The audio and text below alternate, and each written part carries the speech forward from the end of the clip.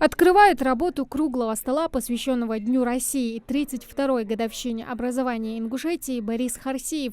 В своем докладе он рассказывает об истории и истоках образования ингушской государственности и влиянии Российской империи на процессы, происходящие внутри Ингушетии. Истоки нашей государственности, они, конечно, лежали еще во времени образования Назрановского округа 1904-1907 года.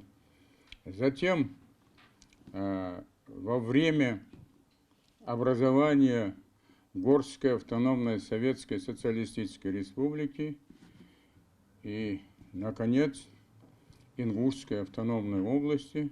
Ингушетия – край с богатой древней историей и культурой. И, как подчеркивают спикеры круглого стола, свидетельство о том, что у ингушей была своя государственность, уходит далеко в прошлое. Государственность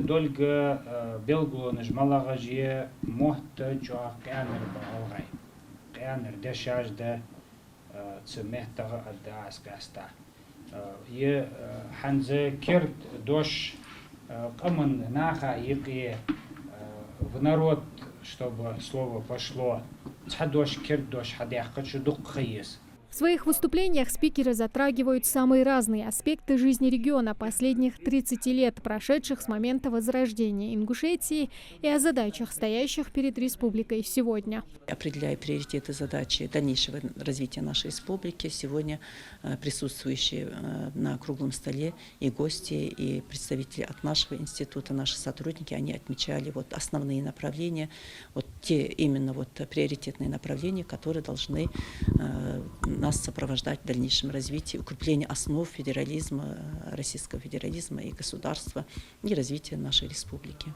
Важнейшим вопросом, стоящим перед Ингушетией на современном этапе, участники круглого стола считают решение острых социальных проблем. Тамара Хашагульгова, Али Зязиков, Магаз 24.